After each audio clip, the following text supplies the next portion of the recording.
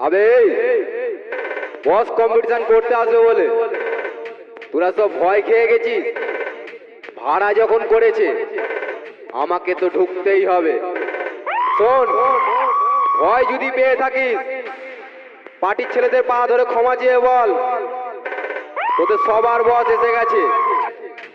কম্পিটিশনে আমরা পারবো না।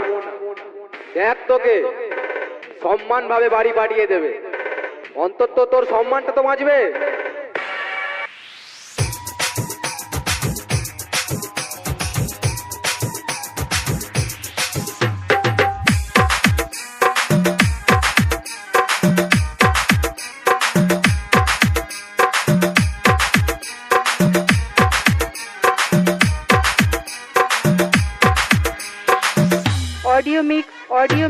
ऑडियो मिक्स कार्तिक रेकर्डिंग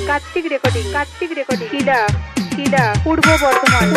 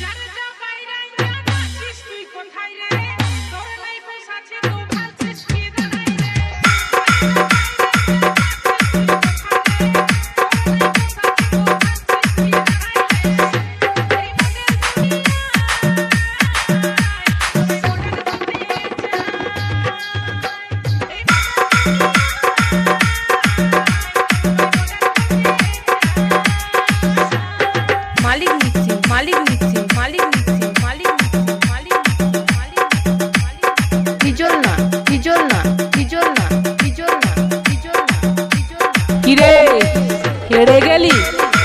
পারছিস না তো? সব দম শেষ? পারছিস না তো? সব দম শেষ? ऑडियो मिक्स कार्तिक रेकर्डिंग शिला पूर्व बर्धमान